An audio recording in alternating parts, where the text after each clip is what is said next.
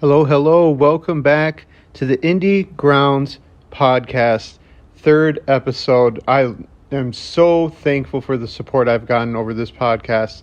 Indie music just means so much to me. My musical taste really just came from that era. One of my first bands was maybe one of the biggest indie bands or alternative bands, I guess you could say at the time, Coldplay.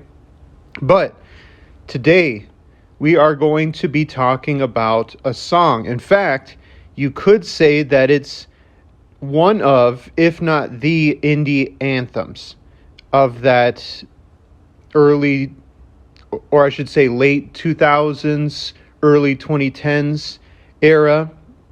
And you'll know the song. It's known for that sweet, delayed guitar riff to start off the song, and it continues throughout the entire thing. The song is Sweet Disposition. The song was released by the band The Temper Trap in 2008. It was released first in Australia. Temper Trap is an Australian band. And it did catch some popularity in the continent, I guess you could say. But it caught traction in the Ireland and the UK. Because it reached the top 20 in the charts when that album was released, specifically that song. However, before we go into the history, I guess, and the background and what made the song so big, first let's break down the song itself. Then we'll get back to the kind of the history behind it. So here's a breakdown of the song. Again, that delayed guitar riff right at the beginning. It's upbeat. It continues throughout the whole thing. Then, of course, it slides right into the booming chorus with the falsetto voice of the singer. And the singing is even interesting because the singing starts off so soft and it just phases into the background so perfectly. There's even a soft drum beat that just kind of comes in gradually till it just booms in the chorus. For the first stanza of lyrics, the artist's voice, the lead singer, his voice is very falsetto. It's very high-pitched, but it's soft. Then it gets louder and louder and louder until just, the intense chorus, the booming noise from the chorus, the guitar intensifies, and then it's almost like it repeats and it just starts over again with the next verse.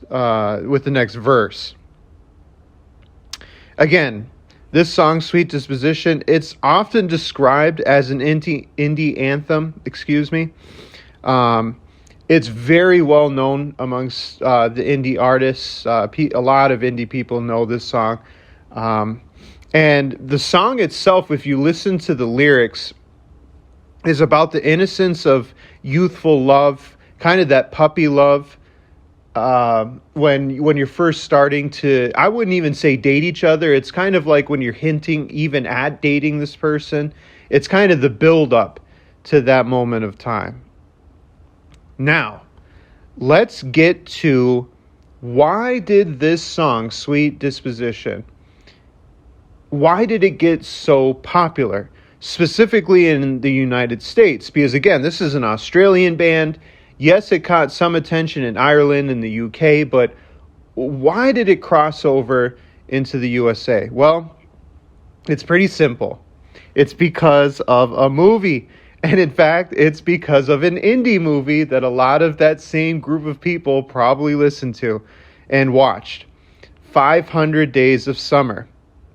So about a year later, maybe a little less than a year later, in 2009, the hit movie 500 Days of Summer came out. And to describe it, it's pretty interesting. I didn't know this until doing research into this song, or I didn't remember this, but in 500 Days of Summer, Sweet Disposition is actually played twice. And it's conveyed, the timing of it is conveyed to really describe the relationship of the main characters, Tom and Summer.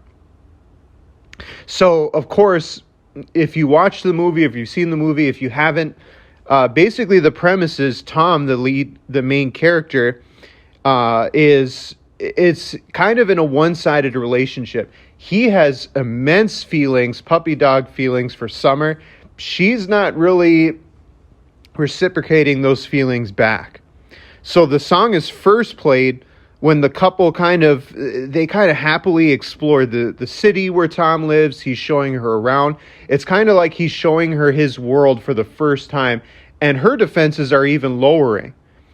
She's kind of starting to warm up to the idea of him and kind of give him a chance. So it's almost a perfect spot to insert the song for the first song. But then the second time when it's played, again, if you've seen the movie, is when they're reunited after, you could say, their first kind of small breakup. Because it's an intense movie. It's almost like they break up several times throughout the film.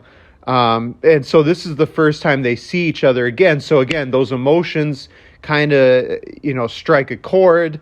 They're starting to laugh again. They're starting to kind of fall for each other again. So it's almost a perfect time of when the movie decides to use the song in the course of the film.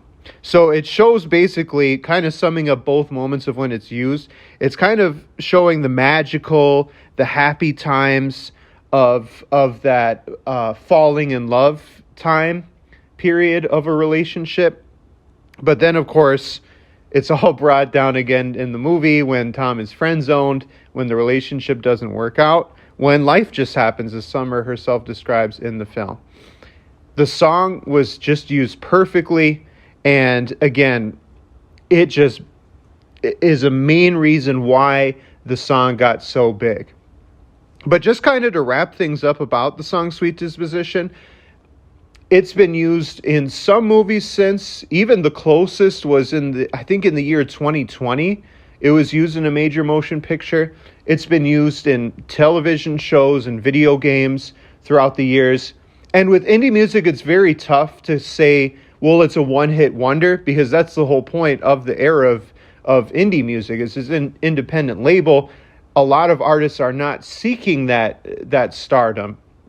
But if you were to just kind of use musical terms, yeah, it was just seen as a one-hit wonder, but still very, very beloved today. That's pretty much it for this podcast. Please feel free to share it amongst other musicians that you know. I love talking about this with you all. And please message me on my polls that I release on the podcast. Let me know, what band should I talk about? What musician should I talk about? What song should I talk about? What album should I talk about? All of it, even history, indie music history, we're going to be talking about. But I appreciate all of you, and that's it for now. Bye.